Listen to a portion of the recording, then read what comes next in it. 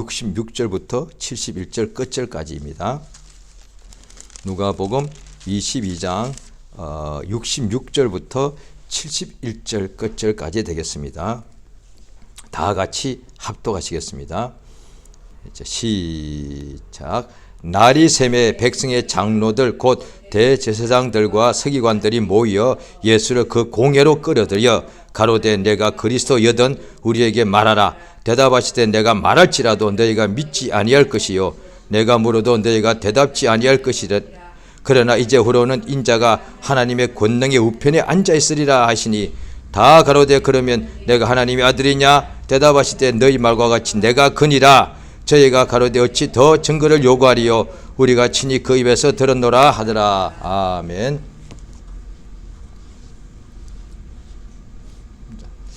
하나님은 참되십니다. 그에게는 거짓이 조금도 없습니다. 하나님은 불가능한 것이 있는데 거짓말을 할 수 없습니다. 그런데 하나님께서 하시는 모든 말씀이 다 성경에 인간에게 주시는 말씀이 기록되어 있는데 그가 하신 말씀은 약속이고 그 약속에 대하여 그 약속을 반드시 이루시겠다고 맹세하셨는데 그래 하나님께서는 약속과 맹세를 도무지 그가 거짓말할 수 없다는 거예요. 하나님이 거짓말을 할 수 없는 두 가지가 있는데 우리에게 하신 약속을 거짓말할 수 없고 또 약속했을지라도 그 약속이 또 세월 지나면 이제 하나님이 거짓말하지 않았을지라도 그 약속을 이룰 수가 없을 수가 있는데 거짓말하지 않고 참된 약속했을지라도 세월이 오래가면 잊혀지거나 그럴 수 있는데 하나님께서 그 약속을 이루겠다고 맹세까지 하셨습니다. 반드시. 그래서 하나님은 그것을 거짓말할 수 없는데 하나님이 참되시다 할 때는 하나님 자신이 참되시지만 그가 하신 말씀이 참되다. 그래서 하나님의 증거를 받은 사람은 하나님은 참되시다라고 말한다는 거예요. 그러니까 세상에 살아갈 때에 믿지 않는 사람들은 예수에 대하여 믿지 않기 때문에 거짓말이라 그러고 여러 가지 말로 하겠죠. 하나님은 없다 그렇게 말하지만 하나님의 말씀을 마침내 받아들여서 믿는 사람은 하나님은 참되시다. 그 말은 하나님 위에 누구를 참되다고 할 수 있겠는가. 그러니까 하나님은 참되시다 할 때는 다른 이도 참되다 그 뜻이 아닙니다. 하나님이 참되시다 할 때는 유일하신 참 하나님 이외에는 다른 존재를 참되다고 할 수가 없다 그 말이죠. 그래서 우리 하나님께서 하시는 그의 약속이 참됨으로 그의 약속 참된 약속을 받고 믿는 사람은 하나님이 진실로 살아계시고 살아계신 것을 눈으로 볼 수는 없지만은 참으로 계신 것을 알게 되고 믿음을 가지게 되는 역사가 있습니다. 우리 예수께서 이 땅에 오셔서 공생의 마지막 오늘 이제 드디어 마지막인데 제자에게 배신을 당하시고 잡혀가서 밤새도록 먼저 기도하시고 그 다음에 잡혀가시고 그 다음에 심판을 받으시는데요. 오늘 여기는 먼저 대제사장한테 가서 그러니까 유대의 공회죠. 먼저 제사장 집에 끌려가서 여러 가지 능욕을 당하시다가 66절에 날이 새니까 백성의 장로들 이때 새벽쯤이죠. 곧 대제사장들과 서기관들이 모여 예수를 공회로 끌어들였는데 공회는 공식적인 이스라엘 유대인들의 가장 최고의 모임이니까 거기서 모든 것을 판결하고 재판하는 것이죠. 그런데 예수를 여기서 사형 평가하고 그런데 자기들은 사형 집행권이 없더란 거예요. 왜? 로마 총독이 있으니까. 그래서 그 다음에 빌라도에게 이렇게 끌고 가더란 거예요. 빌라도가에게 예수님을 사형을 내려서 예수를 십자가에 못 박게 해달라고 하는 것이죠. 그 전에 여기 오늘 본문에 이제 공회로 모입니다.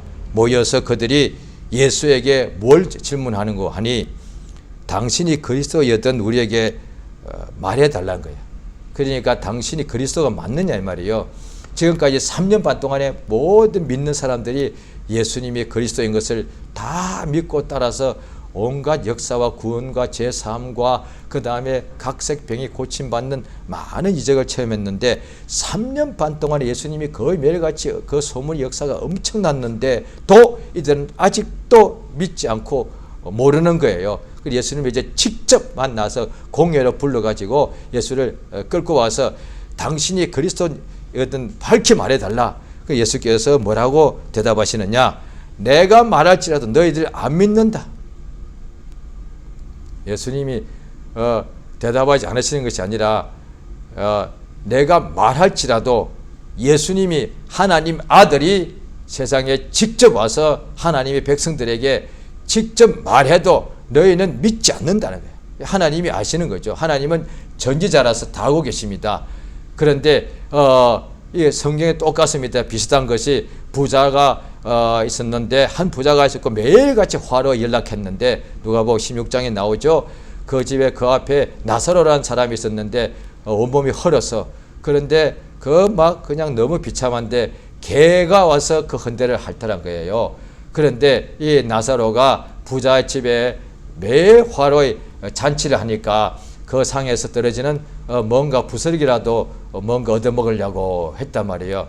그러다가 나사로도 죽고 부자도 죽고 다 가게 됐는데 이 부자가 이제 음부에 가게 되었는데 이 부자가 말을 합니다. 뭐라고 말하느냐 하면은 아버지 아브라함이여, 아브라함의 품에 나사로가 있는 것을 보고서 아버지 아브라함이여, 나사로를 보내서 나사로 손끝에 물을 잠깐 찍어다가 내 혀끝에 대어서 서늘하게 해달라고 내가 이 불꽃 가운데 고생합니다. 아는 거예요. 자기도 음부에 있기 때문에 아는 거예요. 부자가 자기 이것을 벗어나게 해달라고 할 수 없는 걸 아는 거예요. 자기가 불꽃 가운데 고생하니까 좀 서늘하게 해달라는 거예요. 그런데 못한다는 거예요. 그러니까 그 다음에 뭐 하냐, 나사로를 내 형제들에게 보내주면은 이 불꽃 가운데 다시 오지 않게 해달라고 이렇게 하더란 거예요. 그런데 모세의 증거를 받아야 돼. 모세의 증거를 받아.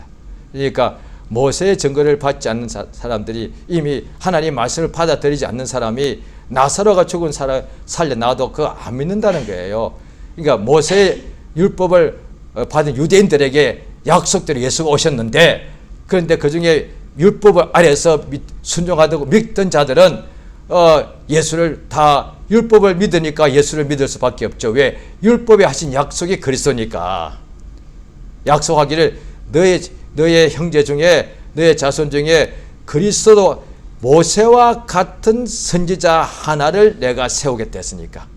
또 율법 아래서 다윗의 위에 창차한 아기가 태어날 텐데 다윗의 위에 앉을 것이다. 모세, 다윗 다 율법 아래서 있던 사람들이니까 율법 받고도 그들이 완전했던 거 아니죠. 다윗도 죄를 범했고 모세도 하나님 앞에 죄를 범했죠. 그렇지만 항상 하나님 율법에 순종했기 때문에 하나님께서는 그들을 인정했다 이 말이에요. 그래서 그 모세가 예수님이 변행된 산에서 그 모습이 해와같이 빛날 때에 모세와 엘리야가 예수와 더불어 함께 이야기를 하더라. 이 나오지 않았습니까?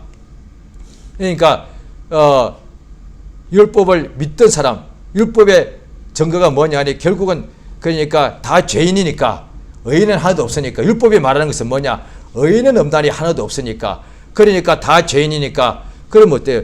죄인을 구원할 구주가 필요하다는 거잖아요. 그게 율법이 말하는 거거든요. 율법을 주신 까닭은 사람이 율법으로 자기를 어렵게 되어서 구원할 수 있는 것이 아니라 자기는 죄인이라서 구원받을 수 없고 하나님의 보내시는 구주를 구원자 그리스도를 메시아를 기다려야 한다는 것을 알려주는 것이 예수에게로 안내하는 것이 율법이다 말이에요. 그러니까 침례 요한이 메시아 예수님 오실 때 그 대로를 여는 자다 이 말이에요. 그러니까 율법과 선자니까. 그러니까 구약은 메시아 인간에게 예수가 오기 위해서 길을 닦는 사람들이에요. 이방인들은 율법이 없으니까 길 닦을 수가 없어. 그러니까 이방인들은 율법이 없으니까 죄인 줄도 모르고 그 죄인이 모르니까 메시아도 없어. 약속주도 그들은 몰라. 그런데 유대인을 택한 이유가 하나님께서 그들은 그 중에서 하나님 보시기에 가장 알아들을 수 있기 때문에 하나님 택하실 때는 가장 하나님의 음성을 들을 수 있는 사람. 그러니까 아브라함이 후손이단 말이에요. 아브라함이 75세 때 하나님의 천사가 나타나서 가라니까 그냥 음성 듣고 그냥 가더라고요. 그 후손들이니까 그 후손 중에도 다는 아니더란 거예요. 그 손자 중에 또 에서와 야곱이 있었는데 에서는 장자인데 하나님의 복을 받기로 태어날 때부터 장자의 복을 받고 태어났는데 하나님의 복을 경솔히 가볍게 여겼더란 거예요. 그러니까 아브라함의 손자니까 부자였겠죠. 아브라함이 큰 부자였으니까 날 때부터 자기 아버지 이삭 하나밖에 없으니까 아브라함의 할아버지 재산이 아버지한테 다 왔으니까 아버지 형제가 며칠하면 재산이 이렇게 여러 가지로 뭐 3분의 1로 셋이라면 이렇게 나누어졌겠지만은 아브라함의 아들 이삭밖에 없으니까 아브라함의 그 엄청난 재산이 이삭한테 다 온 거예요. 그 아버지의 모든 재산이 에서와 야곱한테 오니까 자기는 날 때부터 부잣집 아들이요. 그러니까 뭐 복을 삼을 것도 없죠. 그런데 똑같이 한 달 안시에 형의 발꿈치를 잡고 태어난 야곱은 아니더란 거야. 그러니까 성경 보면 참 감동되면 부잣집 아들이가 또 예수 못 믿는 거 아니야. 야곱은 잘 믿더라 이거야. 물론 그때 예수가 예수를 몰랐지만은 부잣집 에서는 부잣집 아들이니까 못 믿잖아. 같은 집 아들은 야곱은 믿었는데 그러니까 환경이 문제 아니더란 거예요. 부잣집 아들이 잘 믿는 거라면은 아브라함부터 못 믿어야 돼. 여러 가지 구약 외경에 보면 아브라함 아버지가 굉장히 부자였어요. 그러니까 아브라함 부자 왜 자기 집에 자기를 지키는 개인 군대가 400명 있었으니까 400명의 군사가 있단 말이에요. 그걸 먹이는 것이 엄청난 거 아니겠어요? 엄청난 부자였어요 이게. 그러니까 부자인데 아브라함이 왜 가라는데 왜 가? 오늘날 부자가 가라면 일테면 해외 선교 가라면 가겠어요? 누가 가? 차라리 내가 후원하겠습니다 그러지. 그런데 그 부자인 아브라함이 그냥 갔다니까요. 그 다음에 그 부자가 이제 자기 아들 이스마엘을 벌써 내쫓아서 이제 나 죽을 때 가까워서 나의 모든 재산은 내 아들 이삭한테 줘야 되는데 그 이삭을 바치라 그러네. 그럼 엄청난 부자면은 그거 못 바쳐야 되잖아요. 하나님 왜 이러십니까? 이 독자가 자기 전부인데 그런데 그 부자가 독자를 바치더란 거예요. 그러니까 부자가 문제가 아니란 거야 이게. 그러니까 부자가 천국 들어가기가 불가능하기 어렵지만은 그러나 하나님은 하신다 이 말이에요. 그러니까 아리마대 사람 부자 요셉이 자기의 새로 판 무덤을 예수의 이 시신을 거기에 모시더라 이 말이죠. 자, 그랬는데 자, 그러니까 율법과 선지자는 예수가 오시기 메시아에 대한 구원자를 위한 길을 안내자단 말이에요. 그랬는데 그 율법 아래 있던 유대인들 중에 이 메시아를 그러니까 세리와 죄인들이 예수를 왜 죄인가? 율법에 의해서 자기가 죄인 줄 아는 거예요. 그러니까 구속 오니까 바로 영접한 거예요. 그러니까 침례 요한이 회개의 침례를 베풀 때에 죄인들은 앞다퉈 가서 다 침례받아요. 왜? 자기가 죄인이니까. 침례받는 것은 자기가 죄인인 것을 다 자복하는 거니까. 율법 아래서 그때 아직 율법 아래단 말이에요. 율법 아래서 죄 있으면은 그 정죄받는 거거든. 율법은 정죄하는 거니까. 그러니까 침례 요한이 침례 주는데 내가 거기서 침례를 받아. 그러면은 내가 죄인입니다 라고 만천하에 공개하는 거예요. 그러면 정죄받는 거죠. 아유 더러운 죄인 이럴 때단 말이에요. 그런데 침례받더란 거예요. 그러니까 자기가 죄인이라고 고백했으니 바로 그 뒤에 예수가 딱 나오니까 예수를 믿을 수밖에. 왜? 죄인에게 필요한 것이 메시아니까. 그런데 3년 반 동안에 예수가 하시는 것을 보고 수많은 사람이 믿는 것을 보고서도 이 대제사장 세가 율법을 안 믿어서 자기들이 죄인이라고 인정하지 않는 거예요. 우리는 의인이다 이 말이에요. 기도할 때도 끝까지 하나님께 기도할 때도 사람 앞에서뿐 아니라 기도할 때도 성전에 가서 주여 나는 저 죄인과 세리와 다름을 감사합니다 이랬다니까. 기도할 때도 자기는 하나님 앞에서 어렵다고 말했다니까요. 나는 저 세리와 같지 않음을 감사합니다 이렇게 기도했단 말이에요.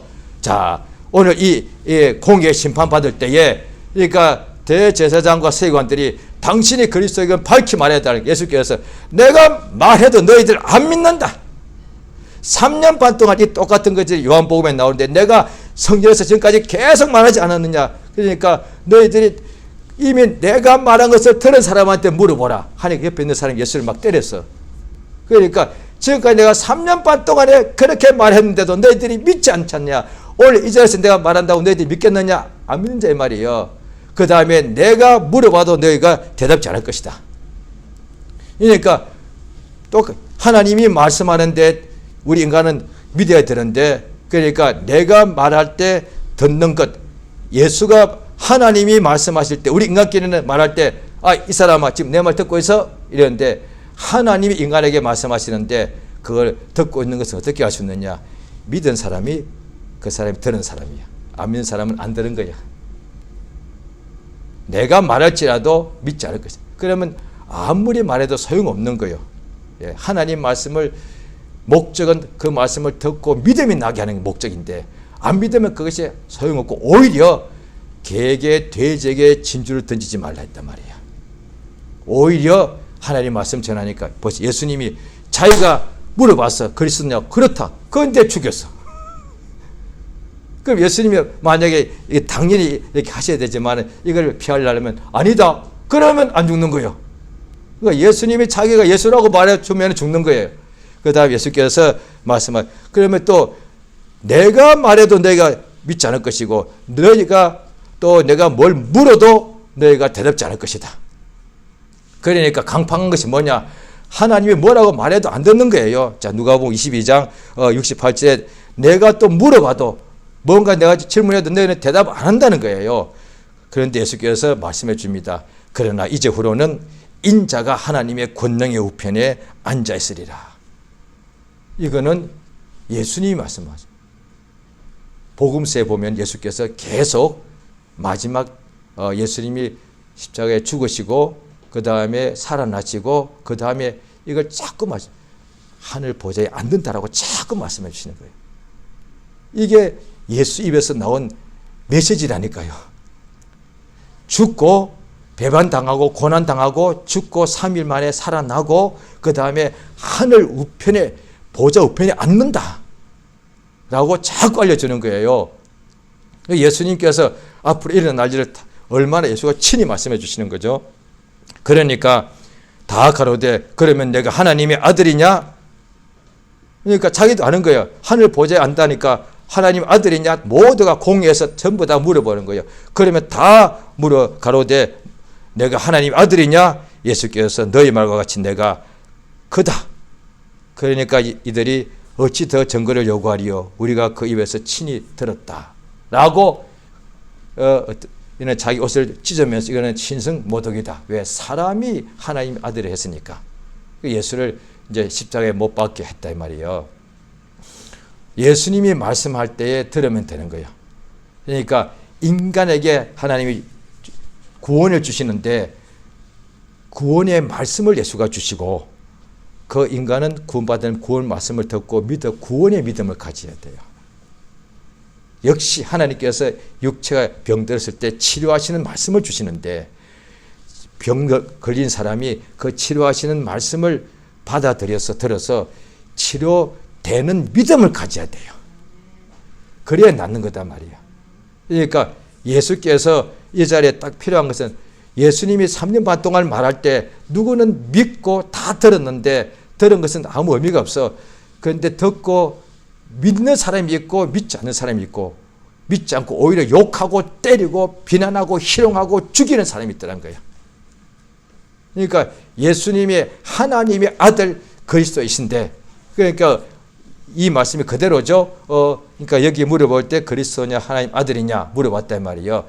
그 예수께서 사람들이 나를 누구라 하냐 할 때 베드로는 말하기를 주는 그리스도시고 살아계신 하나님의 아들입니다. 이랬단 말이에요. 자, 그러므로 하나님께서 우리에게 믿음을 주셔야 된다. 믿음이 선물이에요. 믿음이 우리에게서 나는 거면 잘 들어보세요. 전부 다 믿어야지. 예수님 공생에 예수를 본 사람은 다 믿었어야지. 왜? 똑같은 상황에서 똑같이 말씀 듣고 똑같이 이적을 봤으니까. 그런데 그 말씀을 듣고 믿고 안 믿고 확실히 구분되더란 거예요. 예수님이 같이 살았던 나사렛 사람도 안 믿고 처음에 예수님의 친동생들도 안 믿더란 거예요. 그런데 똑같은 상황인데 그 다음에 권력자 부자는 반인은 안 믿는데 병든 자 부자 중에도 죄인, 성경 그대로네요. 삭개오 죄인, 부자인데도 죄인은 믿더라 이거야. 조금 전에 말씀드렸죠. 에스도 부자고 아버지가 부자니까 야곱도 부자단 말이에요. 그때 다 제사 상속받으니까. 그런데 한 아들은 믿고 한 아들은 안 믿더란 거예요. 누구냐는 거예요. 예수께서 자 하나님은 자기를 나타내 주십니다. 그 계시죠. 그게 계시의 말씀이죠. 그러니까 히브리서 1장 1절부터 여러 부분과 여러 모양을 우리에게 말씀하신 하나님이 이 모든 날 마지막에 아들로 말미암아 우리에게 말씀하셨다. 그러니까 이 성경 말씀 전체가 다 하나님의 계신데 이 계시된 말씀을 기록한 것이 성경책이잖아요. 하나님의 말씀을 기록했단 말이에요. 이 말씀이 하나님의 말씀이기 때문에 계시라고 말하는 거예요. 왜? 하나님 눈에 안 보이는데 이전에 없던 건데 하나님께서 어떤 한 사람을 택하고 또 어떤 여러 사람에게 자기를 나타내서 자기의 말씀을 주심으로 그 말씀을 하나도 가감하지 말고 전하고 기록하라고 한 것이에요. 이것이 기록된 것이 오늘 우리가 보고 있는 신구약 성경 전서입니다. 자, 누구에게 자기를 나타냈었느냐? 천사가 쫙 나타나죠. 생시에 아니면 꿈에, 기도 중에 나타납니다. 그래서 뭐 하냐? 보여주고 그냥 싹 사라집니까? 그러면 내가 환상을 보았나? 아니에요. 항상 말씀을 전해줬다는 거예요. 그러니까 요셉이 꿈꾸는데 천사가 나타나서 말씀을 주고, 마리아에게 천사가 나타나서 말씀을 주고, 그 다음에 침례 요한의 아버지가 제사장이 성전에 가서 봉사할 때 천사가 나타나서 말씀을 주더란 거예요. 자, 그래서 나타남을 주는 것이 그의 말씀을 주는 거잖아요. 자, 그러면 그 말씀을 다 똑같이 주는데 그 말씀을 들을 때 믿음이 누구는 나고 믿음이 안 나더란 거야. 그러니까 믿음이 나는 것이 목적인데. 그러니까 하나님께서 보면 마태복음 11장에도 보면은 올 시대 이렇게 된 것이 아버지의 뜻입니다. 지혜롭고 슬기 있는 자들에게는 숨겨버리시고 들어도 믿음이 안 나. 어린 아이들에게 나타내심을 감사합니다. 또 베드로 선생은 주의 손 아래 자기를 낮추라. 그러면 하나님께서 겸손한 자에게 은혜를 주신다. 잘 들어보십시오. 그러면 죄인은 자기를 낮추는 자예요. 겸손한 자다 말이에요. 그러니까 하나님 말씀을 구원의 복음이니까 죄인들은 받아들이는 거예요. 그러니까 우리 개인도 마찬가지죠. 저 같은 경우는 믿지 않다가 믿었거든요. 믿지 않을 때는 어떻게 했느냐. 믿지 않을 때나 믿거나 짓거나 삶은 너무 힘들었어요. 질병과 마음의 병, 육체의 병, 가정의 결손 엉망진창이었어요. 하루도 살기 막 괴롭단 말이에요. 그런데 믿지 않을 때 어떻게 하느냐. 하나님이 있다면 어딨냐. 욕하고 비난하고 기독교인들 욕하고 교회 욕하고 그게 뭐야. 내가 마음이 교만한 거 아니에요. 20살밖에 안 된 녀석이 마음이 얼마나 교만해가지고 다 아는 것처럼 그 교인들 다 엉터리야. 다 사기꾼들이고 다 연애하러 가는 거잖아. 가보지도 않고 제가 다 아는 것처럼. 그 다음에 성경책 끼고 다니는 남자들 아이고 저 바보 덩신들 왜냐니 그 종교는 여자들이 가지는 건데 사내 자식들이 의지로 자기 인생을 개척해야지. 힘들어서 하나님 도와주세요. 이게 뭐예요? 맨날 이랬다니까요. 20도 안 된 것이 친구하고 술 마시면서 기독교인들 왜 기독교인이 나한테 해준 잘못한 하나도 없는데 왜 그들 또 욕해. 그게 교만한 거잖아요. 그게. 중학교 2학년 때 15살 때 집 근처에 있는 지금 저 나이 조금 안 된 전도사님하고 집사님 같아. 엄마뻘 되는 분이 와서 학생 예수 믿어야 되는데 어린애가 그 엄마뻘 되는데 막 욕을 했다니까. 얼마나 교만한 거 이게. 아니 얘도 뭐 하나님께 뭐가 있냐고 아이 기분 나고 가는 대침을 팍 뱉고 소금을 쫙 뿌렸다니까요. 재수 더럽게 하면 내리면서 이게 얼마나 교만한 거예요. 바로 그 애가 얼마 후에 믿더란 거예요. 왜? 너무 힘드니까. 지가 아무리 잘난 척하고 교회를 막 입으로 막 그냥 교회를 막 이렇게 작은 부숴도 여전히 지 인생은 해결 안 되거든. 그러니까 이제 죽음밖에 없는데 마지막에 와서 너 믿으면 산다고 하니까 에이 있기를 뭐가 있어. 그래도 믿으면 살아 죽기는 싫잖아. 솔직히 마음 똑같거든요. 그러니까 속는 셈 치고 저희 형이 전도했는데 지금 생각하니까 그 말이 갑자기 생각이 나네요. 3시간 동안 저를 전도하다가 속는 셈 치고 한 번 믿어봐라 그요. 지금 네가 다 해봤지 않냐. 이것만 안 해봤는데 속는 셈 치고 한 번 1년만 교회 다녀봐라. 그래요. 그래 하자. 1년 후에 어차피 지금 죽거나 1년 후에 죽거나 똑같으니까 좋아 1년 동안 뭐 조금 더 살아보자고 한번 썩어보자고 이런 생각이 있더란 말이에요. 그때 받아들이는 마음이 있더란 거예요. 자, 예수의 마음이 뭐예요? 예수님께서 영원 전부터 아버지 품에 계신 하나님의 아들이신데 하나님의 본체이시죠. 아버지 앞에 자기를 낮추더란 거예요. 아버지가 강제로 아들 보고 낮아져! 이게 아니에요. 그건 강요지. 그건 강요고 그건 그건 굴종이요. 그런데 예수님이 자기를 낮춘 것은 이 겸손이요. 그런데 인간은 그게 되더란 거야. 천사는 그게 안 돼. 예수가 완전한 사람이잖아요. 사람이 뭐냐? 사람 자체가 처음부터 예수를 찍어서 만들어냈는데 사람 자체가 뭐냐? 겸손하다. 이게 겸손이었어. 그래서 아담과 하와가 처음에는 그렇게 순종 잘했던 거예요. 그게 에덴에 살면서도 에덴에 있다고 다 그냥 하나 마귀는 하늘에서 유혹을 안 받고 교만한 것이고 아담과 하와는 유혹받아서 교만해진 거라고 얘기해요. 이게 다른 거예요. 완전히. 마귀는 아무도 유혹하지 않았는데 지가 스스로 내가 너무 잘났네. 하나님하고 내가 비교보자. 이런 것이고 이게 그래서 마귀는 악의 시작이에요. 죄의 기원이요. 그런데 하와는 뱀이 와서 속인 거라니까요. 분명히 나오잖아요. 속인 자. 너 하나님처럼 된다. 속여서 속는 바람에 먹고 영원히 죽었대 말이야. 그러니까 진리가 아니고 속여서 속았다 이 말이야. 그래 유혹이 뭐냐? 속이는 거다 말. 거짓말을 가지고. 그전에는 속임을 당하기 전에는 늘 순종했다 이 말이야. 이제 예수님이 자기를 낮추어서 오신 거라고요. 그것이 육체로 오신 것인데 육체가 누구요? 우리 인간 아닙니까? 인간이야말로 육체는 흙으로 만들어졌어. 흙덩이고 그 다음에 이 어둠의 가장 낮은 데 있어. 지금 여기가 흑암 속이니까 사망의 골짜기로 지금 살고 있는 존재는 인간밖에 없어요. 지금 날마다 살아가는 것이 사망의 골짜기요. 엄청난 골짜기요. 그런데 그래서 다 이래 불신자도 알아. 사는 것이 왜 이렇게 힘들어? 그려. 그러면 그때 마음이 지금 가장 마음이 공고하단 말이야. 심령이 가난하단 말이야. 그러니까 처음에 예수를 안 믿겠다고 그렇게 욕하는 사람들이 거짓말처럼 예수를 믿더란 거예요. 여기 다 계시잖아요. 이게. 그렇게 안 믿겠다.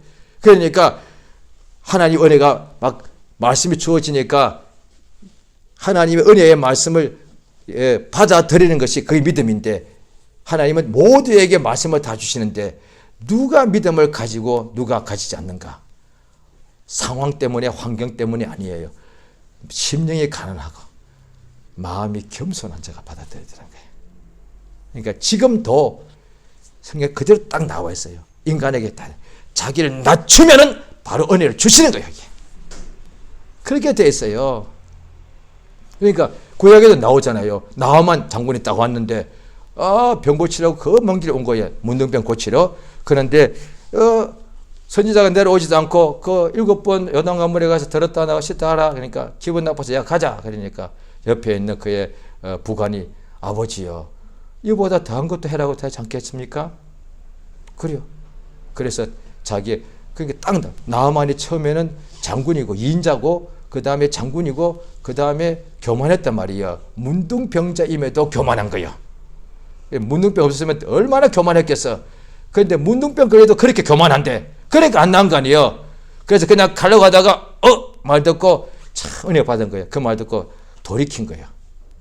옆에서 누가 이야기 믿음의 은혜가 그렇게 중요한 그러고 나한테 갑옷 벗고 요단강 물에 딱 들어가니까 7번 애기 살처럼 이렇게 되더라고요. 너무 똑같잖아요. 병자도 교만했어. 그런 거예요. 왜? 교만한 데는 믿음이 안 생기는 거니까.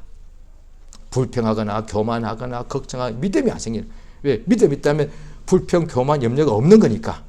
그러니까 그것이 하나님 말씀을 하나님께서 지금 내가 걱정하고 있으면은 예수님 말씀이 예수가 나타난 것이 계신데 나타남을 주시다. 똑같은 거예요. 성령의 감동이 뭐냐? 성령의 나타남을 주시다 이 말이야.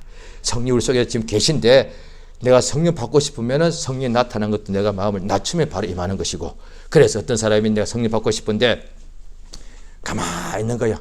그냥 갑자기 그냥 막 천사가 보이고 막 불빛이 확 불등이 보이고 해가 와르르 이게 뭐라는 거야. 그러면 계속 해가 안 돌아가요. 그런데 겸손히 낮추면 해가 확 돌아가거든.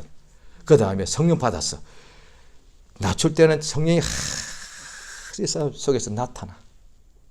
항상 나타나서 일마다 때마다 늘 일마다 때마다 힘든 일이 있죠. 세상에 사니까.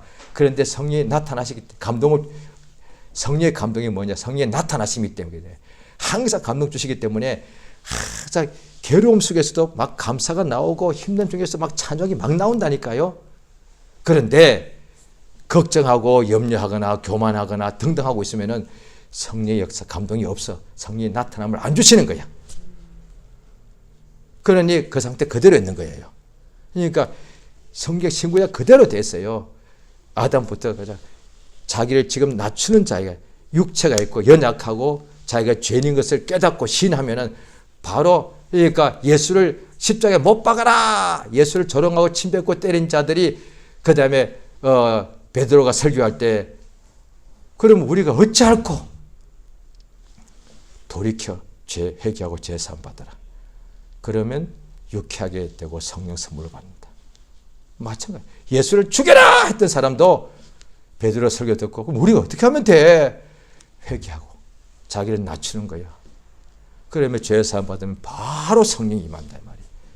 지금 똑같은 상황이에요. 새신자가 되었든 부신자가 되었든 오래된 신자가 되었든 그게 물질의 문제가 사람의 문제가 목회의 문제가 다 마찬가지예요.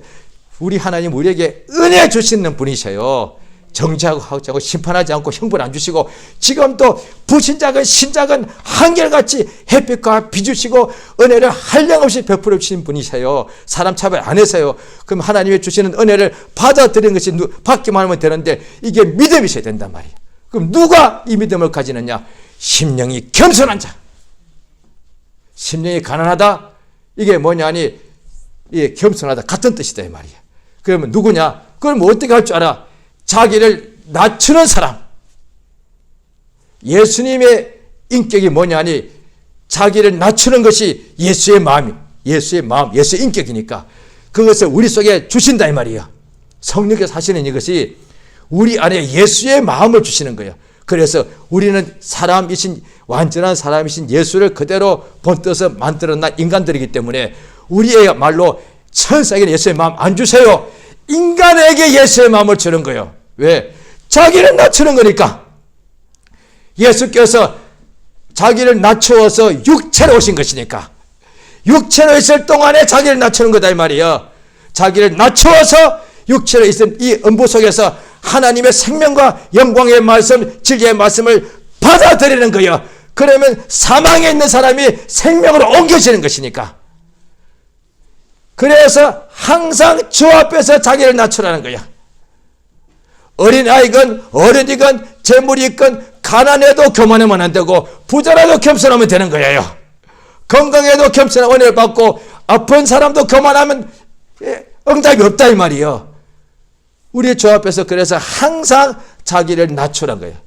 그러니까 복이 뭐냐니 하나님 앞에서 무릎 꿇다야. 정확하게 말하면 무릎 꿇다인데 아무데나 아니라 하나님 앞에 무릎 꿇는 거다 말이야. 예수도 자기를 죽음에서 능히 구원하신 아버지 앞에 땅에다가 얼굴을 대고서 기도했다니까요. 엘리야가 갈매산 꼭대기 가서 무릎 사이에 얼굴을 거기다가 숙여서 그냥 그 속에 받고 7번 기도했단 말이야. 그게 겸손이단 말이야. 하나님 아버지 나 살려주시옵소서. 나 아무것도 아닙니다. 나 벌레와 같습니다. 주의 내게 은혜를 베풀어 주시옵소서. 나는 아무것도 의지할 것이 없습니다. 나밖에 없습니다. 참으로 나는 부족하고 연약합니다. 주여 나를 도와주시옵소서. 내게 또 내가 죄를 너무 많이 범했단 말이에요. 그러면 주 앞에 딱 엎드려서 진짜 얼굴을 땅에 대고 주여 이 죄인의 괴성이 오니 나를 용서하시고 살려달라고 몸부림치는 거예요. 그게 믿음이네. 그럼 하나님께서 은혜를 엄청나게 왜? 죄 사함을 주시는 것이 은혜니까. 그러니까 어떤 때는 그래서 우리가 어떤 때 은혜 많이 받을 때는 어째 뭐 순회 가서 은혜 받을 것 같은데 1년치 받은 것보다 그날 한 시간에 더 많이 받을 수 있단 말이야. 1년 동안 한 것이 허수겠다는 뜻이 아니고 그 한 시간의 은혜가 그렇게 넘치더란 거예요. 그러니까 그런 은혜를 매일 받으면 그 사람이 최고로 행복한 사람이 되겠죠. 그럼 어떻게 하라고 말이고 겸손하면 되지. 너무 간단한 얘기 아니에요. 겸손이 봐요. 자기를 높일 줄 알잖아요. 내가 없으면 말이야 이게 안 돼. 당신 말이야 내가 얼마나 내가 이거 하죠. 그럼 자기 낮출 줄 알아. 하나님 우리한테 불가능을 요구한 게 아니라고요. 이게 뭐예요? 말로는 할 수 있거든요. 저는 아무것도 몰라요. 할 수 있네. 그것을 말뿐 아니라 마음까지 하시면 겸손이 되는 거야. 이게 그렇게 쉬워요. 이게 모르니까 어렵게 생각하는 거예요. 교만은 말도 마음도 할 수 있잖아요. 속에서 얼마나 교만해. 말은 조금밖에 안 해. 제가 안 했어요. 뭐 제가 마음속에는 내가 전부 다 했지만 내가 없으면 속에서는 얼마나 교만해. 그걸 할 수 있잖아요. 마찬가지로 겸손도 할 수 있어. 아버지 예수 왜 저 하나님 앞에 아무것도 아닙니다. 왜 예수 앞에 나가면 그게 가능해요. 내가 아무리 잘났어도 하나님 앞에서는 진짜 먼지에 불과하니까. 주여 나 아무것도 아니지 않습니까? 그건 하나님이 하시지 않습니까? 주의 은혜가 없으면 나는 버려지만도 못합니다. 주여 나를 불쌍히 여시고 도와주시고 살려주시옵소서. 이럴 때 은혜가 한량없이 베풀어지더라고요. 이 시간 저 앞에 기도하십니다. 기도하실 때 예수 이름을 크게 한번 부르고 지금 우리가 각각 성령의 감동을 따라서 성령께서 우리 또 이 시간도 나타남을 주십니다. 기도할 바를 확실히 알게 해주시죠. 다 같이 예수 이름을 한번 부르고 전심으로 기도하십니다. 예수여 역사하시며 도와주시기 원합니다. 하나님의 성령으로 감동하시고 도와주시옵소서. 우리 하나님 아버지 참으로 우리 겸손하게 인도하시며 도와주시기를 원합니다. 아버지 내게